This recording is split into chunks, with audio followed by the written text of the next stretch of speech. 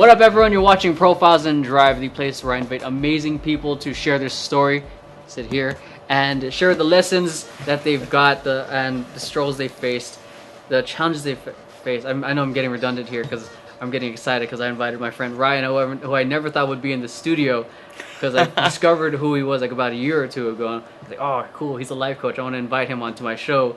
And then a year later, he's on the show, and he's actually a life coach, he's a producer, and you know what, I'm doing the talking, he's the guest. Brian, let them know who you are. Awesome. I'm Ryan Basham. I'm a life coach and a film and TV producer, so there are lots of different kinds of film and TV producers, but I specifically develop stuff. I develop feature films and stuff for television. I used to do a lot of reality TV, but now I really do more scripted stuff, and so in between the projects I'm producing, I coach people one-on-one, and I do workshops and stuff like that. So I love both. I don't think I could ever pick one over the other. How did you get into, well, first, how did you get into producing, and then how did you get into life coaching? Well, I came to LA like a decade ago thinking I'm going to be like Brad Pitt. You know, I'm going to be this really hot, famous actor, and I'm going to be like on the cover of People magazine as the hottest man of the year, and then I'll produce some movies on the side that I'm not acting in and all this stuff. And then I got here and I was like, well, I may or may not look like Brad Pitt,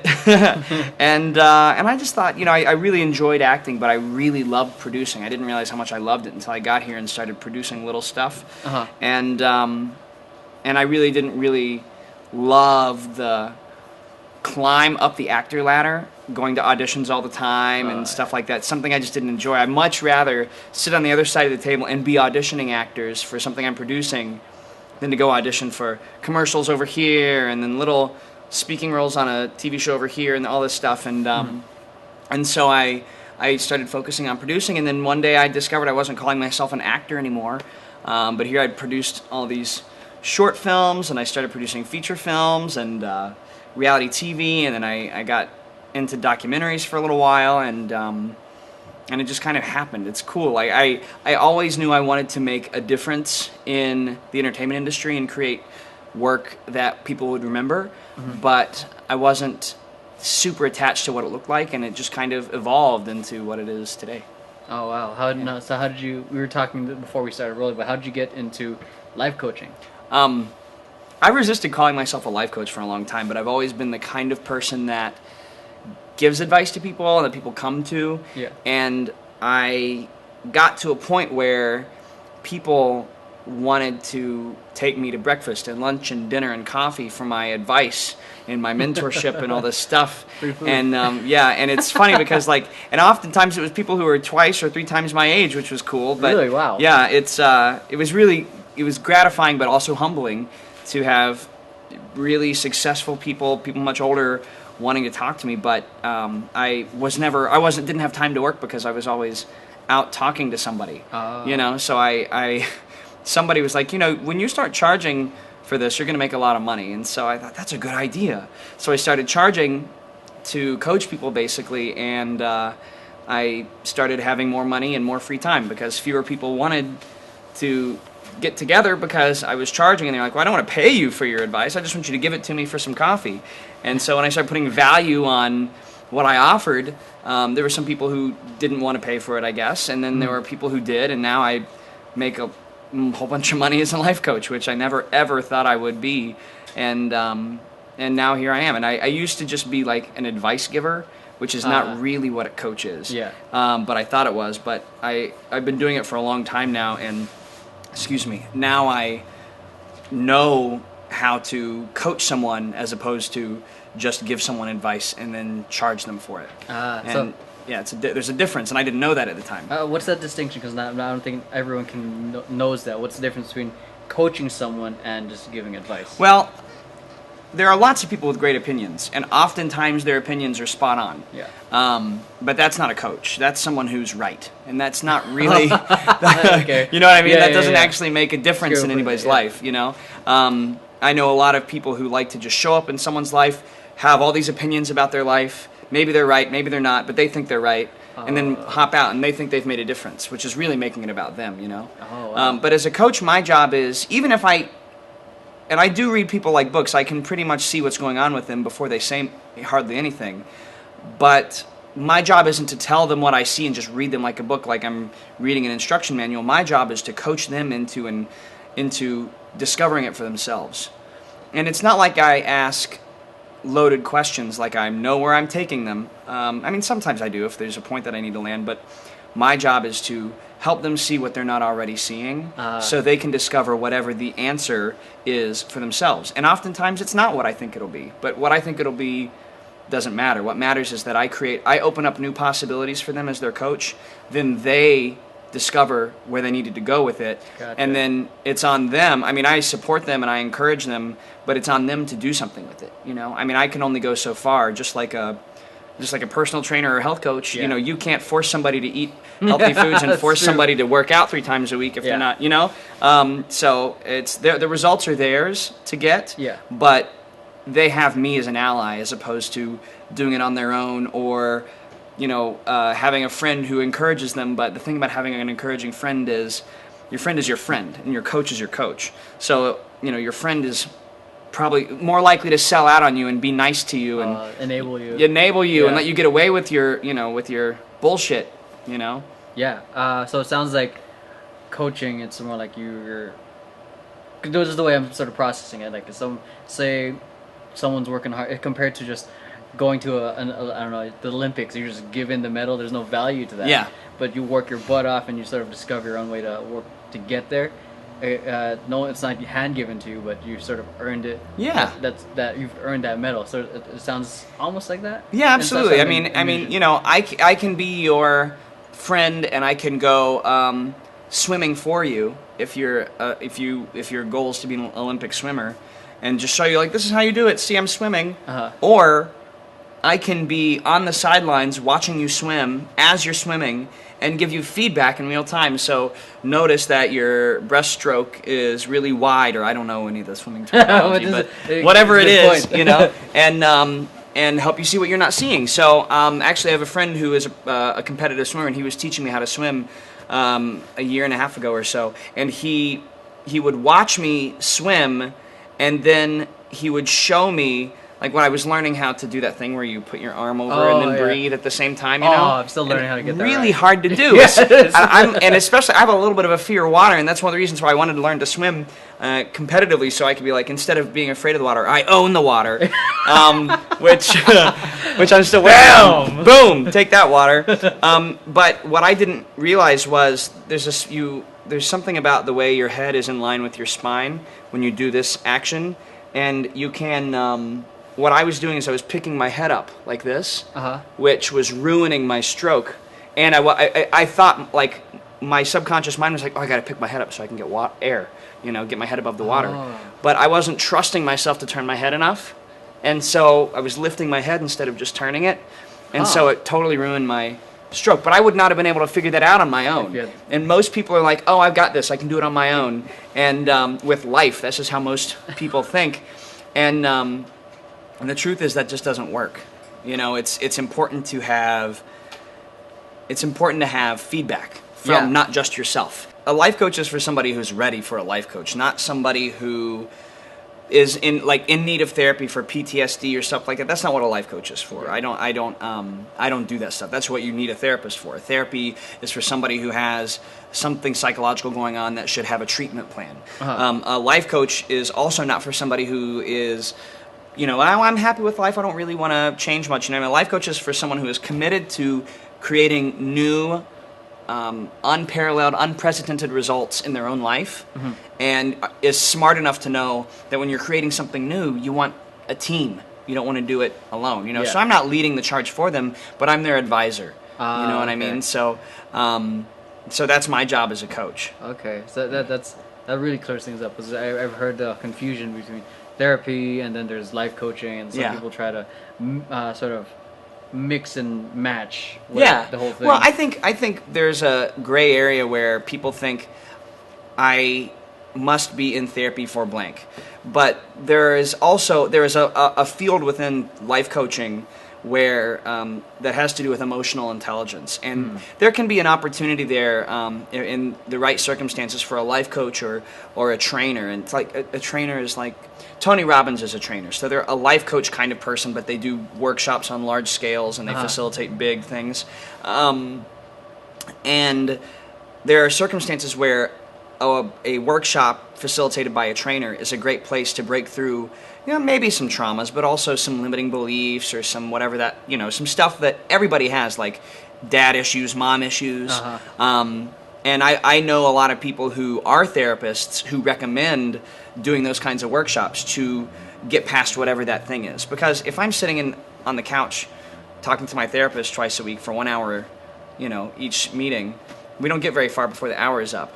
But say I go to like a 5-day workshop where the whole point is to break through the stuff that's holding me back, I can make a lot more progress having an experiential experience, and maybe I'm visualizing my dad and beating up a chair or something, but to get out whatever it is that I've been holding on to. And I'm just totally dumbing it down and making it sound like way less of a significant thing than it is. But so stuff like that, it makes sense. But if you have like a mental disorder, or if you have some serious trauma or PTSD or something like that, the first place you go to is a therapist. And my job as a life coach, I feel like I'm going off on a tangent about this. But that's good, dude. I can go on and on about this. But my job as a coach, first of all, is to be sure that you're ready for this.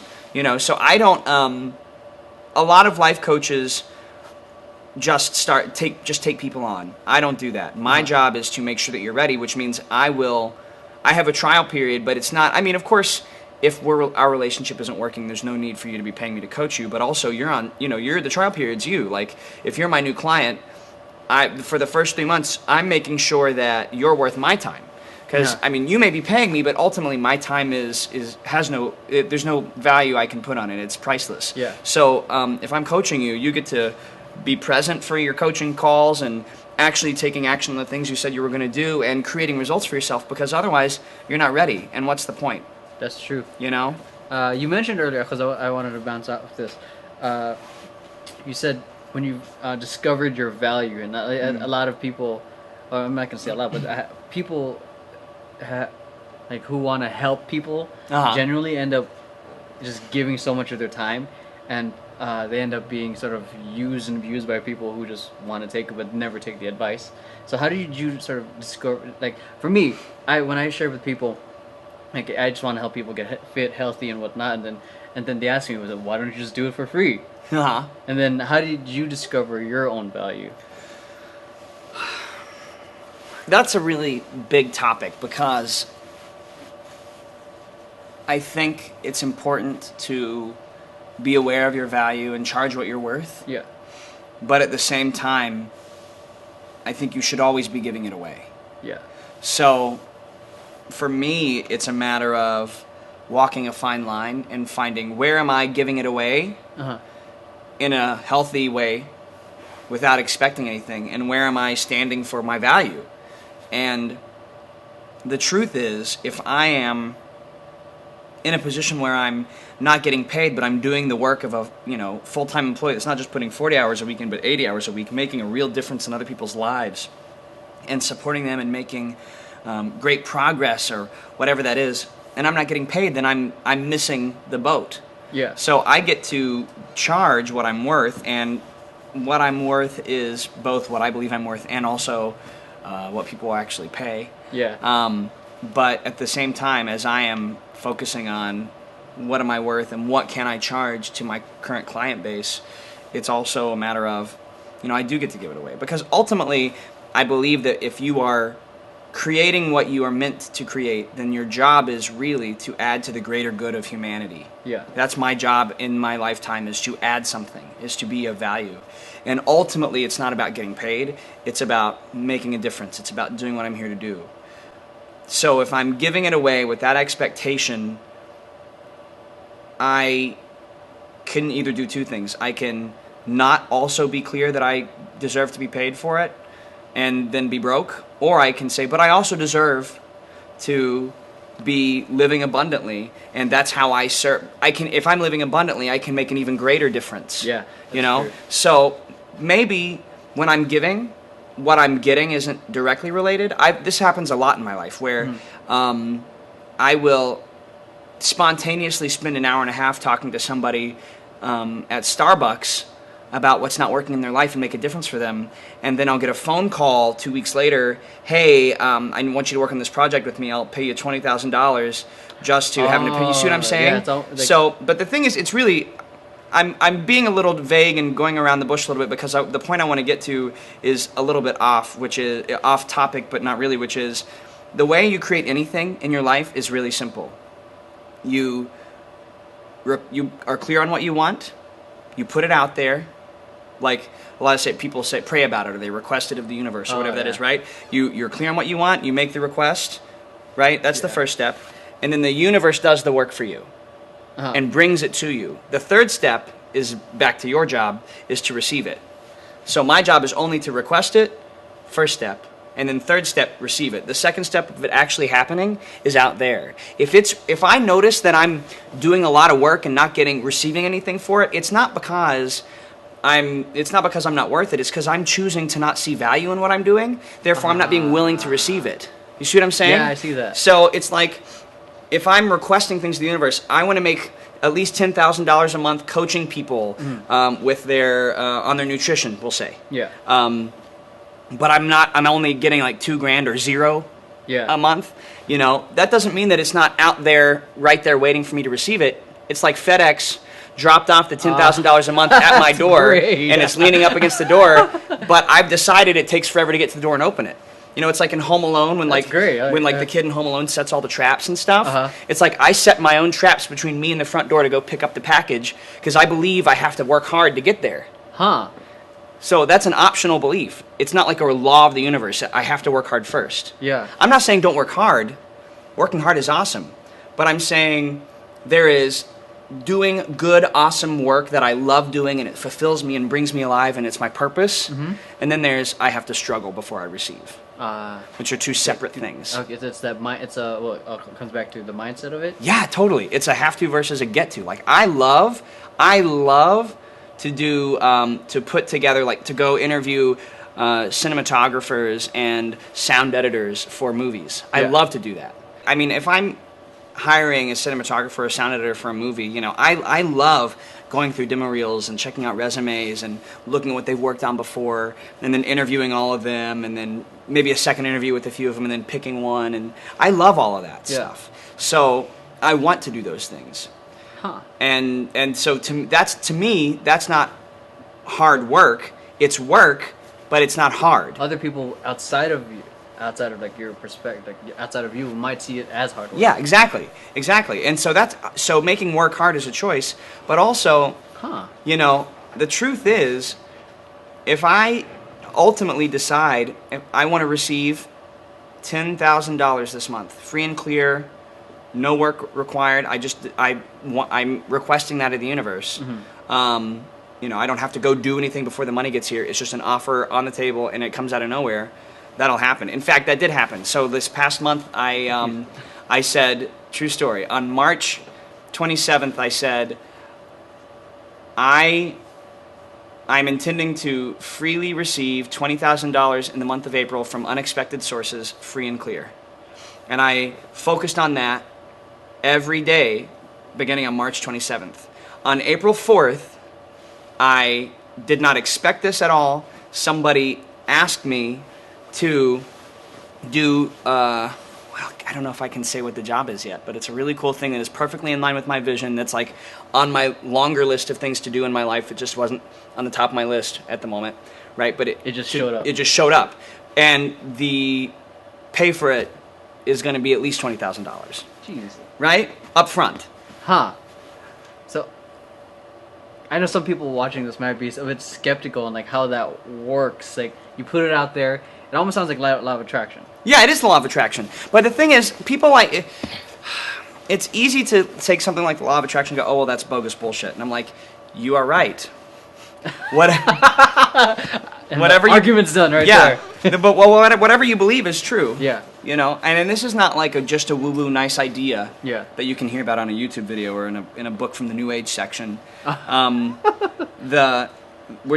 Physics and quantum mechanics bear this out. what you, as a human being, you have the ability to create your experience, your universe. Yeah. And that's just true.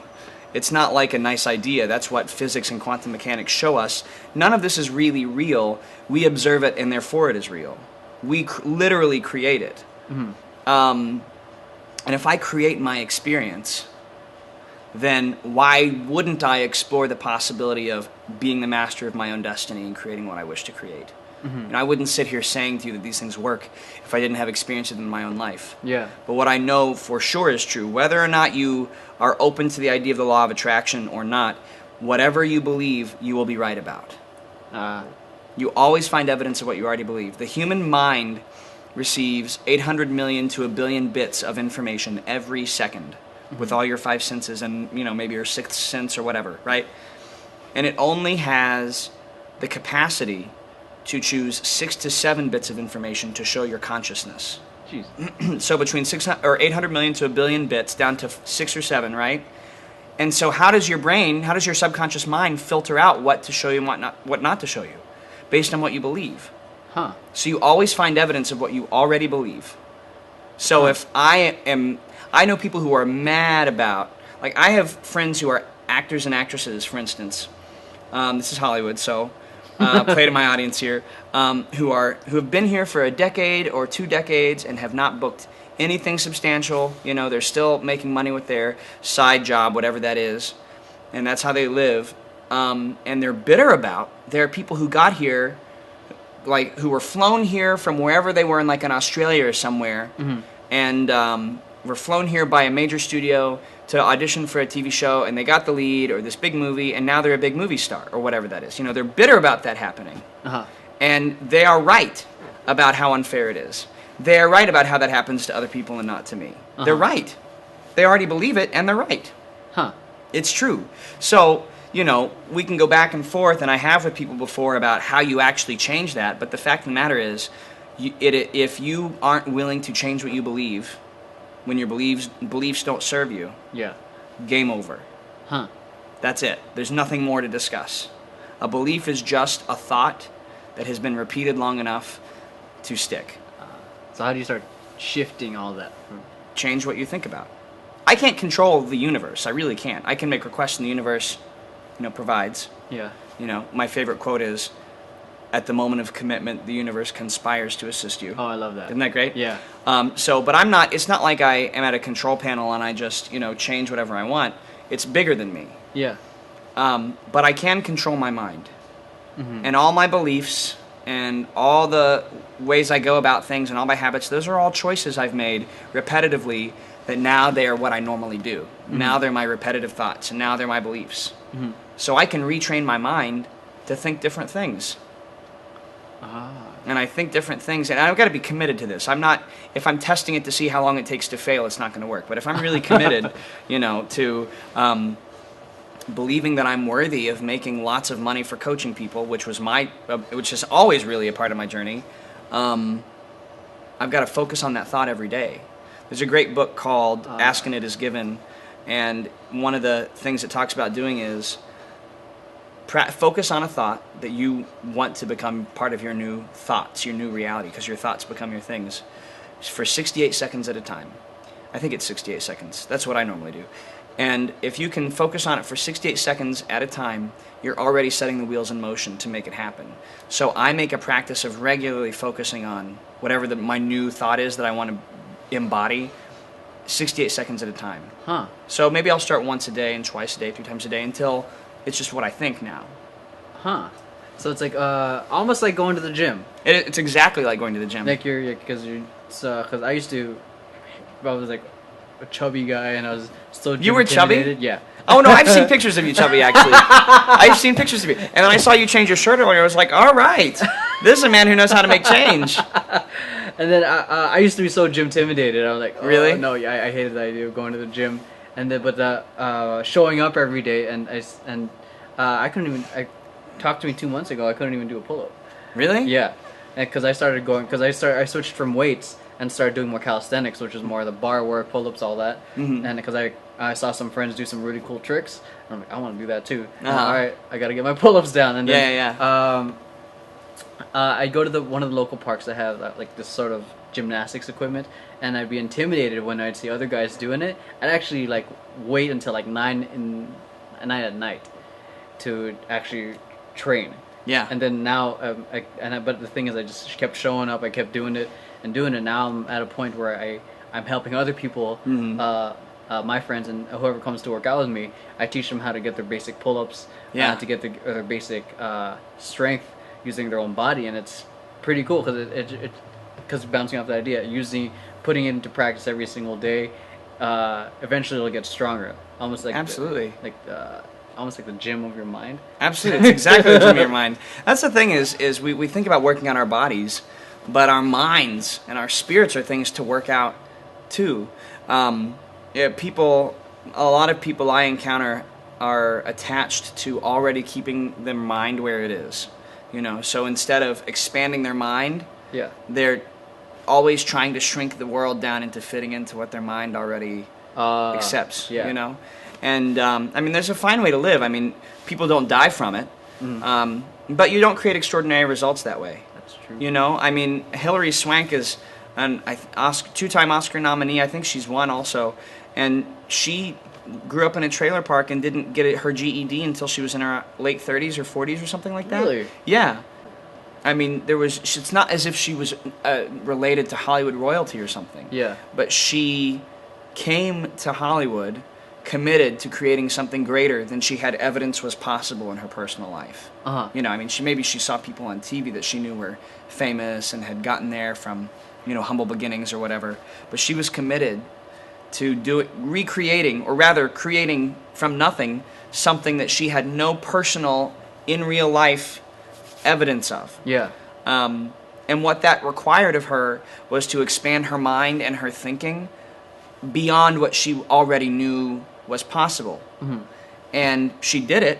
Now she's probably worth millions of dollars and famous, and will spend the rest of her life being invited to fancy parties, and that would never have happened if she weren't committed to reinventing herself completely, which is where the gym of the mind and the gym of the spirit comes in. If I'm only committed to being who I already am, I can't expect myself to create something more extraordinary than I already have. That's a really good way of putting it. So, what's this distinction of the mind and the spirit? That's the kind of thing that I like for people on an individual basis to discover. But the thing about your mind is that it is not you. It's a part of your physical body that dies when you die. Yeah. So whatever you believe about what happens before your life and after your life, your mind, your brain is not a part of it. Yeah. Your mind, like your whole body, is a vessel. It's a tool available to you while you're in it. So, but people tend to associate their identity with their mind. Oh, wow. So when I say I am trying to understand something, or I'm trying to figure out the solution, that's me narrowing down my greatest powers as an individual into whatever this mush between my ears can do. And the bad news is human beings can only use about 10% of their brain. Oh, yeah. So if I'm limited to only what my brain can do, then that's not much more than whatever I've already done. But my spirit is something not encumbered by my physical being. So when you think about someone and then your phone rings and it's them? Yeah. Your brain doesn't do that. I mean, there are people, psychic. Right? Yeah, exactly. And the thing is, I mean, we can talk about what the possibilities of psychic abilities and stuff, which I think is so interesting, and I don't know what the truth is, but I think it's interesting to find out, and I hope we really get some interesting experience on that as a human race while I'm alive, because I'd like to know. That'd be really cool. Yeah, right? Just like I want to meet aliens. That would be crazy. Right? Yeah. But your spirit is where your intuition comes from. Your brain is where your fears come from. Wow. So if I just have a sense of knowingness, like I have a friend who, and I won't say who she is. This is her story, so I'm going to give you without the details, I give you the nuts and bolts. She had she used to live in a city where, you know, she lived in a suburb. She worked in downtown, and she could either drive or take the subway. And she chose one day. She was about to walk to the subway station, and then she noticed, she was like, you know, she had her car keys in her hands, and she thought, you know, I think I should drive. And she drove instead of taking the subway, and she got into a big old car accident that totaled her car. But it was just this gut reaction, she should drive. And her first thought was, oh, I should have just gotten on the subway. But then that was her brain trying to understand what happened. And she took a step back and she thought about it for a second. She was just noticing what was going on in her life. And then she realized there was some kind of destruction that was on the list for her that day. You know, something was going to happen, and she could sense. She had just had a gut feeling, I need to be protected by 2 tons of steel today. So she took her car to work. Her car was totaled. She was fine. Wow. But her senses were telling her, I should be wrapped up in 2 tons of steel as opposed to just sitting on a subway train. Yeah. So who knows? You know, we have no idea what would happen. Yeah. But it could have been to her body, her physical body, instead of the car. So it's almost like those experiences, because when me and Stephanie have been like running late, like even though we leave early and we're going to a meeting or to a friend's birthday party or whatever, and it's like we leave early, we're like an hour late because of traffic. We're late, and it turns out when we pass by, there's an accident. Yeah. And sort of like those moments, like, oh, we're late because if we were sooner, we might have been a part of it. Yeah, absolutely, absolutely. And you know, I think I know people who are so focused on trying to get it right or trying to understand that they miss the point. And often, if you stop thinking and just listen, just observe, you'll find that there are always answers available to you. I tell people, you already have all the answers. It's just a matter of whether or not you want them. So if I stop thinking, using that 10% of my brain I know I can, and just be, who knows what could surface from my subconscious that is really illuminating, or who knows what message I'll receive. My mom passed away about 8 years ago, and I used to be mind focused. I was an intellectual person. I use my brain. My brain is who I am. My value is associated with whatever my brain can do. Like, can I join Mensa? Can I pass the bar exam? And my mom passed away, and after the whole experience of the grieving and the loss passed, and I did a lot of work to let go of a lot of my emotional hang-ups, I got to a place where I started to finally be still. And that was when I started to feel like this warm, fuzzy feeling, like my mother was with me. And a lot of people say, yeah, I feel like so-and-so was with me. And I used to be really skeptical of that. But now I understand that experience, and maybe it's my brain playing tricks on me, maybe it's the real deal, who cares? I pick the interpretation that works for me. But I really do believe my mother is with me, and I also experienced her sending me messages. And so that, and for me, my experience of that is when I'm afraid, you know, when I feel overwhelmed and I feel like the odds are against me, it's like I hear her voice saying to me, it's not like I hear words in my ear, it's just kind of my experience. It's as if she's with me, saying things to me like, this is all going to be fine, it's all going to pass, this is just one moment, you know, you're up to bigger things. I go through that too. Yeah. Like I hear, my grandma's still alive, and I hear my grandma's voice for some reason. Yeah. And the thing is, it's, who knows what, you know, if we shrunk the entire observable universe down into the size of our solar system, our Earth would be a grain of sand, and our human body would be less than a subatomic particle. Jeez. So, and if we're that small in all of the observable universe, how could we possibly be capable of understanding everything that's happening in it, right? It's true, yeah. So I'm always looking at, I'm interpreting things and understanding things the best way I know how, given with what I have, you know? And whether or not my mom is actually speaking to me from, you know, the other side or heaven or whatever, it doesn't really matter. What matters is I've let my brain calm down and quiet for a second. And I've checked in with what my experience is outside of my brain being afraid, or outside of my brain being in a panic. And I always find that there is peace there, and there is a path there for me. There's that I can navigate to what's next when I get my brain out of the way and just sense my way through it. I like to say I'm sensing my way through things, like as if sort of discovering. Yeah, it's discovering what I can find without my brain. As an exercise, just because, it's new for me. I mean, I'm knocking on 30 and I've spent most of my life using my brain. So it's an experiment for me every day. What can I create without using my brain? Yeah. That's not to say I don't use my brain. I love to learn. I love to understand things. I love logic puzzles. It sounds like opposite of what I was thinking. You gotta think before you do all this stuff. Yeah.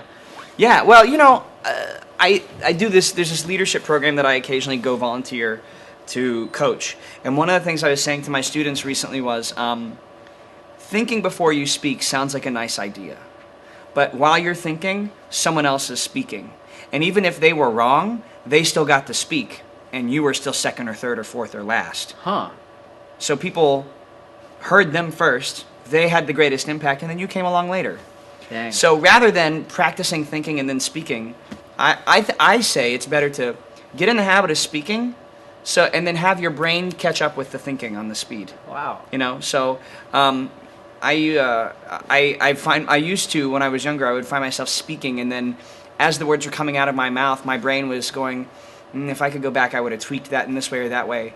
But I've practiced it enough that now my speaking and thinking happen at the same speed, so I don't have to wait for my brain to arrive at what to say. It's already doing it as it's coming out. That's exactly what I was going through, because I'm not, like, when I was still going through the program, I had a huge thing of thinking before speaking. Yeah. That came up for me a lot. I'm like, I could say this, but like, how do I say it? Sort of thing. And it took me a while. It took me until after I graduated to finally get it. Like, Totally. It's still a learning process for me, because the idea of speaking in front of an audience it took me a while to get used to speaking in front of a camera, because I would think, I don't like how I said that, but it just, doing it became, eventually everything just started flowing. Yeah. Well, I think if you're, it's like if I'm learning to drive a car and I'm behind the wheel and the car is going, if I'm thinking about whether or not I should turn, like, the light's already green, should I think about turning, and if I do turn, how should I turn, and then think about, then I go, the light could already turn yellow or red by the time I'm done thinking, But when you're driving, after you've learned to drive and you're at it, you realize, you're thinking about what you're doing and doing it at the same time, So the green arrow to turn left just turned green. I'm thinking about the process of turning left at this intersection as I'm doing it in real time. So is this in line with, say, creating results? Yeah. Because some people like to have, from my experience, I've heard people say, I got to make sure the money's right, the time is right. I can either create something out of nothing and discover how powerful I am and, declare something from nothing and then make it happen, or I can wait for all the circumstances to be in a row, ducks in a row. That's nice. One of those takes a lot longer, and the one that takes a lot longer often doesn't happen. Yeah. John F. Kennedy, when he declared that we were going to put a man on the moon, he said, in 10 years we're going to put a man on the moon. And when he said that, we didn't have, scientists had not invented some of the materials we needed to make the rocket yet. Yeah. The space shuttle didn't exist yet. But he declared it. He was like, it's happening. We're not going to wait until it's all ready. We're going. While they're developing the materials, we're going to train the astronauts, We're going to build the launch platform while we're, putting our astronauts through the zero gravity simulations and all this stuff. Crazy. Yeah. And he got it done in less than 10 years. Well, we got it done in less than 10 years, as a people, the American people did. It's... I was talking to somebody the other day who was like, I'm gonna save money first before I, quit my day job and go live, go chase my dreams of starting my own company, selling, I forget, there was some, I don't want to give away the details, but selling a product, right? Creating and selling this product. And I was like, I care too much about you to sell out on you and say that's a good idea, you should wait. The truth is, if you want to go do it, go make it happen. I know people who have created millions of dollars of investment in a day. And there's no reason that can't be. It's not like they all already knew billionaires. They were committed, they went and made it happen. You know, like Erin Brockovich, the movie Erin Oh, Brockovich. yeah. I mean, she had no connections in this law firm. She knew no one, but she went in there anyway and said, "I'm not leaving until you give me a job." She got a job. Now she's the famous Erin Brockovich, you know? Yeah. So yeah, wait till the money's right. Wait till the timing's right. Wait till everybody's ready. You can spend your whole life getting ready. Mm-hmm. I would rather you jump in, just like learning to swim. Jump in and figure it out, as opposed to knowing all the things you possibly can know and having all the pieces together. And that it takes forever, and it's not how you create extraordinary results. It's how you create safe results.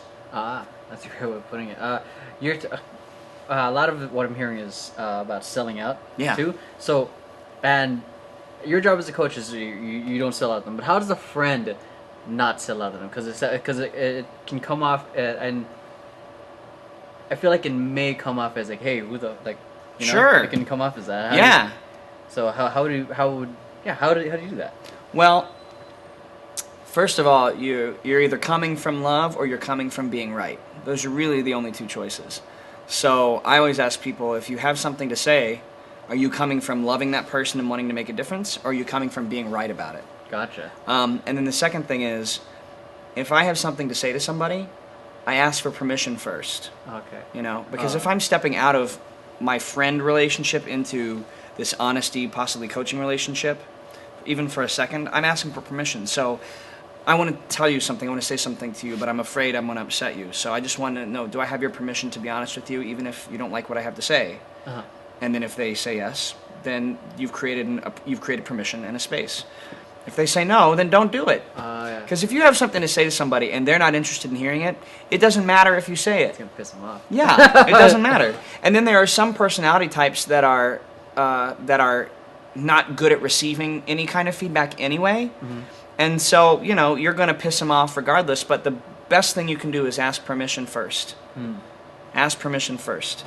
And then go from there. But, you know, I think it's always better to be honest and to then ask forgiveness if you've gone too far, than to never go there. I always say, find out how far is too far. If you really care about somebody, you know, cross a line and then apologize for it, as opposed to playing it safe and then maybe they're still smoking in 20 years. Yeah. You know, At least you sort of pushed it, and maybe sort of. I remember someone saying like be like almost like a love interruption. Yeah, a loving interruption.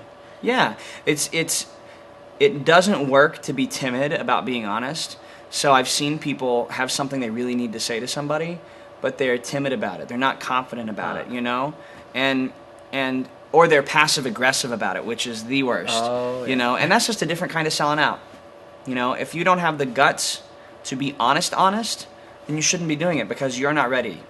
You're not ready for that. You're not ready for the responsibility of making a difference in someone else's life if you can't muster the fortitude yet to be honest. Nobody is incapable of being bold and confident. I'm not saying don't be afraid. People are afraid all the time, but there's a difference between being afraid and hiding from the fear and being afraid and doing it anyway. So if you're not at a place where you can be bold and honest, even if you're afraid, work on that first, and then go interfere. You know, not interfere, but then go be a loving interruption. Okay, so almost like get trained, and then actually go play. Yeah, and I'm not saying you know you don't have to go get life coach training to be honest with somebody, but I'm saying if you notice that you're too timid to be honest, like people who are like in workplaces where they're too timid to be honest about what they're experiencing, like too afraid to ask for a raise, too afraid to say, hey, I'm being sexually harassed, too afraid to say, hey, you know, the way that I'm treated is not fair here, whatever that is, or the way you're being treated isn't fair, you should do something about it. I can take it upon myself to go out and practice, you know, get support in practicing being honest. Yeah. I just know this woman, and we were both coaching some people today, and she was saying, you need to grow some balls. I need to grow some balls. We all need to grow some balls. So you know, if I have a struggle with growing some balls or some ovaries, okay, I can make it my mission to go out and figure out how to do it. You know, and it's not like there are no resources available. That's true. You know, I probably know somebody who has some balls and can say, hey, I want to be more like you. Can you teach me to grow some balls? Yeah, that's true. That's almost because I had this tendency to always try to figure things out on my own, and God, that took forever. Yeah. And then it's almost like I'm starting to understand more the power of mentors and people understanding people who are better than me, because Yeah. I had that because growing up I was super shy against people, not against, but when I was near people that were like way talented, more talented than I was, and I was afraid like, oh, they're gonna think I'm annoying if I asked for help. Yeah. And when I finally asked for it, like, oh, they're really nice and they just give the advice and supported me from my experiences that in getting what I wanted to do, which is I'm doing more calisthenic work. So he was sort of guiding me in some exercises to get me stronger, and I was intimidated because this was my first time working out with them. I'm like, oh dang, these guys are crazy. You should see them. They're like going onto the bars, they're hopping onto their feet, then dropping, spinning, and I don't even know how to do any of those things. Yeah. And I'm like, because they're like at level 20, and I'm here thinking I'm at level 1. And Yeah. it's that sort of, I guess I was getting in my own way of growth. Totally. But yeah, anyways. Yeah, well, I mean, nobody got where they are by themselves. Yeah. Somebody supported them. Somebody mentored them. Somebody gave them a hand up. Somebody gave them advice. Somebody coached them through it.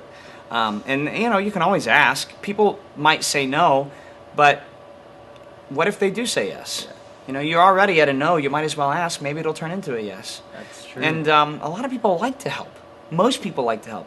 Most people like to help not only because they like to give, but also if I'm teaching you something, I'm learning while I teach you. There's this saying, the best way to learn how to do something is to teach it. Exactly. Right? Yeah, so you're doing a favor to them really by creating an opportunity for them to teach it to you. Yeah, that's exactly how I used to teach in my dance group. That's how how I would improve on learning with some of the choreography. Mm-hmm. So say one of the other directors taught some new choreography. I'm like, okay, he taught it really fast. Mm-hmm. All right, it's like, okay, I get one of the other members. All right, let's do this together. So what was it? Okay, we start working on it together. Yeah. Before we started rolling, you said we're probably going to be airing this like after the workshop's done, but you and Ben are working on a workshop. Yeah, I'm working on a workshop with Ben White here. It's a life and career class, basically. It's a one-day workshop for creative professionals. And I think, to me, everybody's creative, but a creative professional to me is anyone who's in a creative field, but also, to me, creating a tech startup is creative. Uh-huh. So people who are applying their creative juices, their creative talents to creating something. Yeah. And so this workshop is for people like that. And there are going to be a lot of actors and writers and directors and producers and all sorts of other people too, musicians.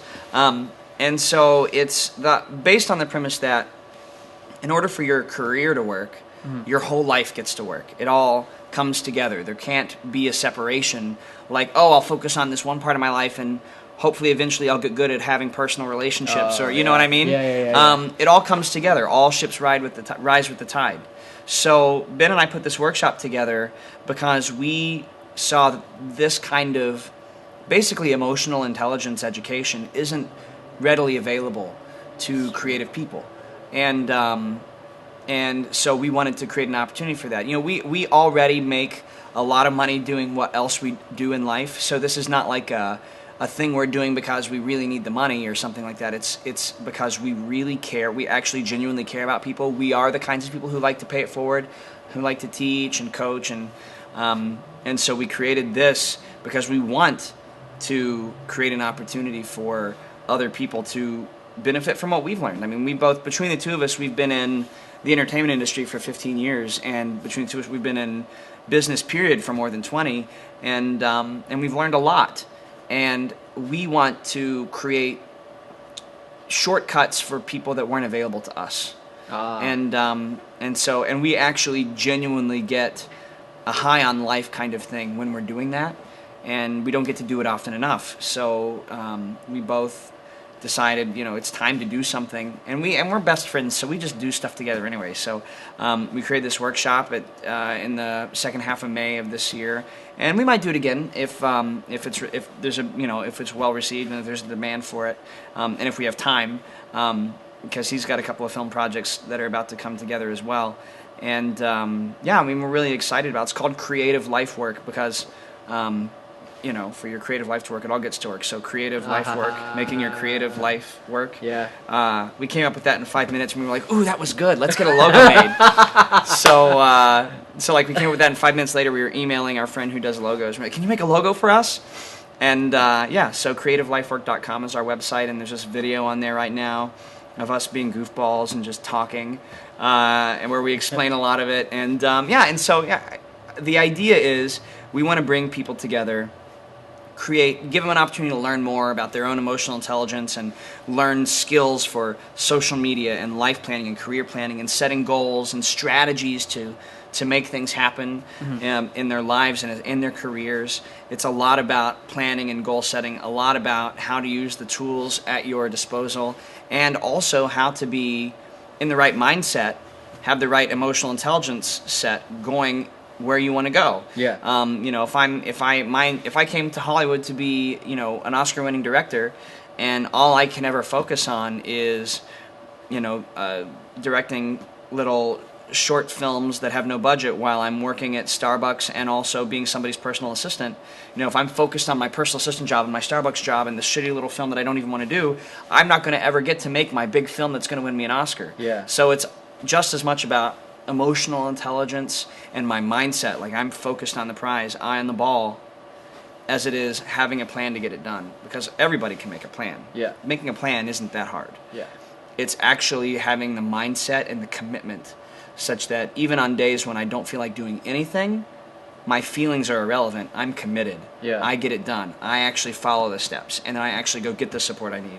And so that's the kind of stuff this workshop is about. So it's just like when I coach people one-on-one, it's for people who are committed and who get that creating a success in life is not a solo sport. Yeah. It's a team sport. So that's what this is for, and we're excited. We just opened up registration for it last week, and we have a lot of people signed up already. It's kind of humbling, actually, because I don't really know personally most of the people who have registered. I don't know where they came from. I don't know how they heard about us, but it's really cool that we have all the people who've registered, so many of them are people I've never met in person. That's cool. Yeah, that's amazing. So that's always like exciting. Like when I do workshops, and I always have this sort of like, oh, who's showing up?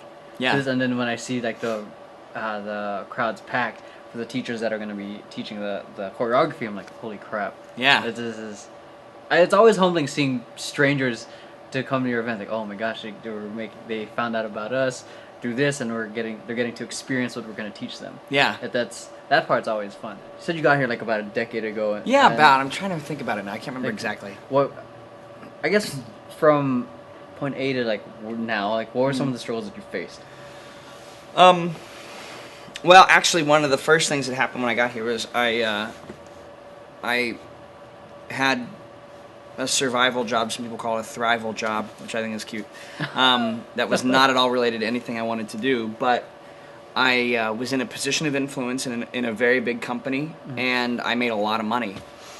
And I mean a lot of money, more money than I'd ever made, and more money than most people in my family had ever made. And I kind of got into this like vortex of this. I know a woman who coined the phrase golden handcuffs. Like, it wasn't the job I really wanted, but it was such a sweet job that it kind of became my golden handcuffs.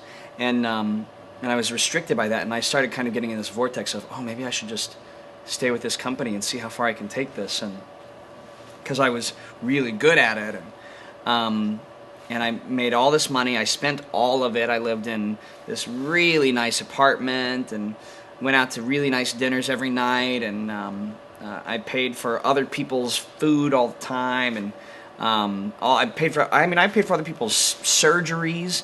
Wow. It was nuts. I saved $0. And then I was driving on the freeway one day, and for the people who don't live here in LA, every freeway pretty much is above ground, right? Yeah. So it's not like a winding between hills. It was like freeway buildings, right? So I was right on one of those parts of the freeway where just below it were, you know, people's houses and, you know, office buildings and stuff. And the freeway kind of veered to the left, and I had the thought as I was approaching that curve, I wonder what it would be like if I would just went straight, you know?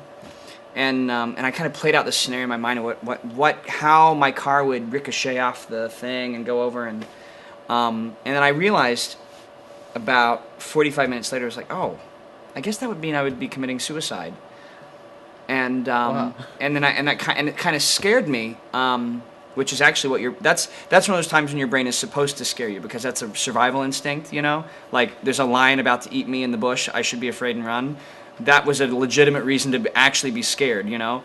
Not a bullshit reason that keeps me from greatness. This is I should really actually be scared. If I had done what I was thinking about, I would be dead now.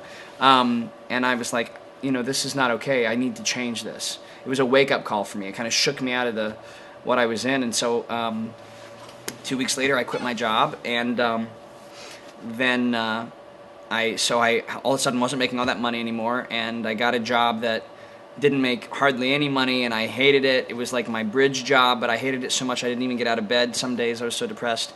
And then my mom passed away, and so it was like all these things, and then and then I got dumped, and Dang, it's like lining up for you. yeah, it was like one thing right after the other. And looking back on all that now, that was all within the first 2 years I was here. And looking back on that now, I think it was the first years, yeah.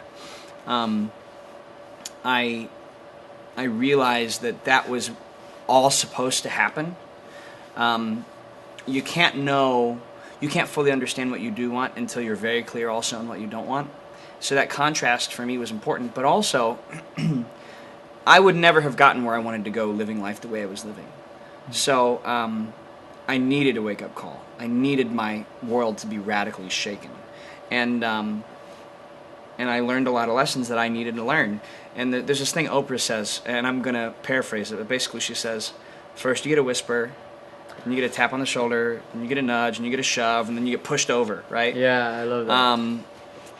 And thinking back on it, there were definitely whispers and taps on the shoulder and nudges. The way you're living life does not work. Yeah.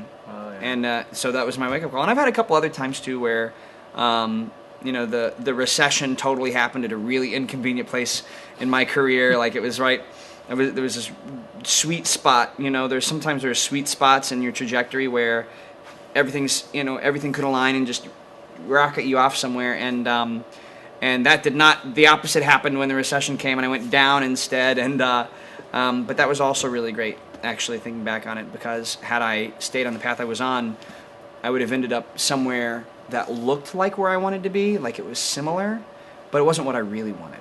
Huh. And if it hadn't been for the recession, so I'm actually thankful for the recession. If it hadn't been for the recession, I would be doing what a lot of people that I know do, which is something that is similar to what I want, but not what I really want. Mm-hmm. So it sounds like you made like the best out of a terrible situation. Yeah. And like, and again, that goes back to the mindset. Like, how important is that to have? I guess it sounded like you also had that vision to drive you forward, right? Yeah. So how important is it to have a vision? Because I know I've met some people who, like, this terrible thing happened to them X amount of years ago, but they're still hung up about it. Yeah. And how important do you think it is to have a vision to get them out of that rut? Well, I mean, I think it's key to be clear on what you do want and to be committed to it. I mean, if you're not, your results will always show you what you're committed to. Mm-hmm. So if you have something other than what you say you want, then you're not really committed to what you say you want. Huh. And it's really that simple. And what a lot of people don't realize is the thing that they're actually committed to is being a victim. Mm. And myself included, I didn't realize for years I was being a victim. And sometimes I'm still being a victim, you know? I mean, like, in traffic, I can be a victim sometimes, you know? But the thing is, you know, horrible things happen. I mean, you know, I have a friend who was right there when the Columbine shootings happened. I have friends who lost their spouses and boyfriends and best friends in the Twin Towers 9/11, and you know, awful stuff happens all the time. But I can either use it to be damaged goods, to be hurt, to be hung up, to be not over it, or I can choose to not be a victim of it. I really believe that everything happens for a reason, and sometimes something tragic has to happen for me to get it, for me to have a wake-up call, you know? Yeah. I hate that 9/11 happened. I wish I could go back. If I had the power to go back and change it, I would. But I'm also thankful because 9/11 was a wake-up call for me to get my life together. Like, I have no idea when my day is going to come. I have no clue. I mean, I have every intention of living to be 200 in perfect health and then just drop dead one day. But I don't know. Yeah. I have no idea. So I can either be a victim of, you know, the horrible way my mom died and be hung up on it and have all this baggage about it, or I could let it go and be committed to something instead. And actually create something with it and use what I learned from that experience to do good things in the world and to make a difference with other people. That's, to me, the only powerful way to live, to choose to be responsible for it all. It may not be my fault that my mom died the way she did. Yeah. But I can be responsible. I can be responsible for my reaction to it. I can be responsible for my feelings about it. I can, out of full responsibility, I can always say, I can always look at it, is there something I could have said or done differently? Not that it's my burden, it isn't, and I don't encourage anybody, do not take on the responsibility of someone else's poor choices. Not saying that, but I'm saying if I'm taking full responsibility, I'm asking myself, what could I have done to prevent 9/11?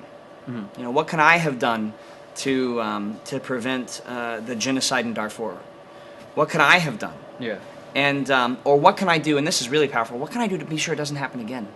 What can I do to be sure there's not another Holocaust? What can I do to be sure that we don't have more internment camps in the U.S. like we did with the Japanese during World War II? Yeah. You know, how can I be sure there's not another not World War III? Yeah. So I'm always coming from responsibility. And that's not because it's my fault. Like, it's just because it's the only powerful way to look at the world. It's not a blame thing. Blame and responsibility are completely separate things. Blame is this thing that our ego creates in order to feel bad, which is a whole other conversation. But I'm always coming from responsibility.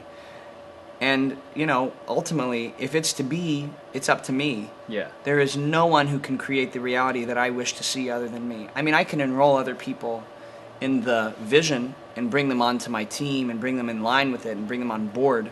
But it's my responsibility to make it happen. And so, you know, it's my choice. I can be a victim about whatever has happened to myself or to other people, or I can let it go because it doesn't serve me, and I can be committed to what I'm focused to, or focused on what I'm committed to. It's not a matter of what's right and wrong, what it warrants my attention. What am I committed to? Yeah. And in whatever I'm thinking, whatever I'm doing, is that serving what I'm committed to? Yeah. Does it serve me? Wow. What's one thing that Ryan Basham of now, what's one thing that you would say to the Ryan Basham of 10 years ago?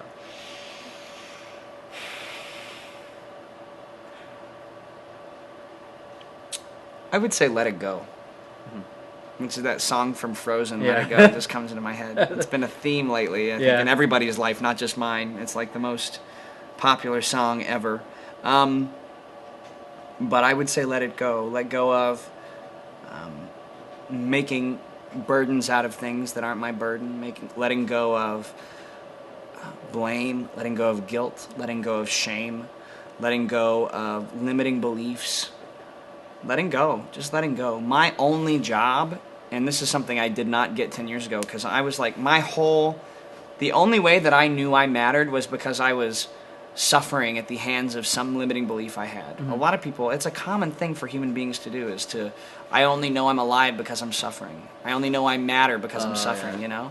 That's supposed to be necessary. Yeah, like it's necessary, and it's not. My only job, and this is true for every human being with no exception, my only job is to be happy, to be fulfilled, to experience pleasure. And people don't like that word pleasure because they think it means something negative. It doesn't. Oh, yeah. You know, I get pleasure out of, you know, there was a cat outside before I came in. I got pleasure out of watching that cat meow and walk around and rub up against a bush, and I was like, I got pleasure out of that. My job is to experience life to the fullest, to find joy and happiness and peace, and anything else is an unnecessary thing I'm creating. Any fear or anxiety or stress or pressure or burden, that's all stuff that I'm choosing, that I can change my mind on.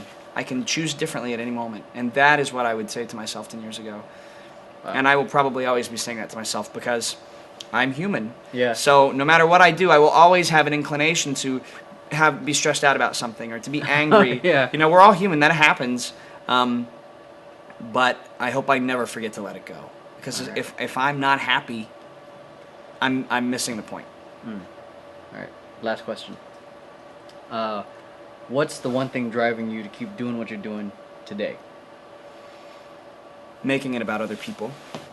Uh-huh. You know, I'm attached to leaving a legacy and making a difference and inspiring people. And I do want to win an Oscar, you know, and I do want that. But that's not, it used to be for me, but it really isn't for me at this point in my life. It's about, I can care about other people and also want to receive, because the more I receive, the more I can give. Mm-hmm. So I do want to be a billionaire and a trillionaire, not so that I can have billions and trillions of dollars, but because the more money I have, the more, you know, money counts. Yeah. The more I can do. Yeah. You know, when I win an Oscar, it'll be easier for me to make the kinds of movies that I think matter, you know, made. Yeah. Say I were president one day, you know, that would be so I could make a greater difference. Mm-hmm. So as long as I am focused out, not on me and what's in it for me, but what can I do to make a difference in other people, mm-hmm. then it becomes a lot easier for me to dare to believe that I'm worthy of having my own talk show, or dare to believe I'm worthy of a $10 million investment in a movie I'm making, or dare to believe that ABC should pick up this TV show I'm developing. Mm-hmm. It's not about me and whether or not I'm worthy of it or any of that. It's because those things I'm compelled to create because they are what I'm passionate about, are my way of giving, are my way of making a difference with other people, mm-hmm. are my way of contributing to the human race. So what drives me to get it done, as opposed to what keeps me caught up in my head and worried about it and all this stuff, what drives me to get it done is focusing out and making it about other people, because that's really what it's about. At the end of the day, how many people am I going to impact in my lifetime? Who am I going to make a difference with? Wow. All right. Well, where can people find you to connect with you? Well, my name is Ryan Basham, so ryanbasham.com. So if you know my name, you know where to find me. Mm-hmm. And I'm Facebook /Ryan Basham, Twitter @Ryan Basham, everything like that. But also the workshop we talked about, creativelifework.com. All right. So everything you mentioned is going to be in the show notes. The links right down below for you to go check out. You can go Facebook stalk him. Please do. Yeah. So I post funny things. He does. I do. And if you're probably going to be watching this way after the workshop, but go check out creativelifework.com. Register if there's going to be another event. Learn from this guy. He's dropped a lot of knowledge and a lot of good nuggets today, and it's just with less than an hour. So imagine an entire day just picking his brain and just learning from him and Ben, who I had a couple episodes ago. So other than that, dude, thanks for coming by. Thank you for having me. Yeah. It's been great. Dude, thanks. Make sure you guys like, subscribe, share with a friend who you think might benefit from it. Again, without further ado, thank you, Mr. Ryan Basham, for coming by. Thank you for having me. Boom! Wait, there we go. Let's blow it up. I see you as my peer, and it's like, oh my god, I was your teacher once, and it's like, flashback. Yeah. I feel old. No, but just to have shared something with you that I learned is pretty awesome. So especially it's a really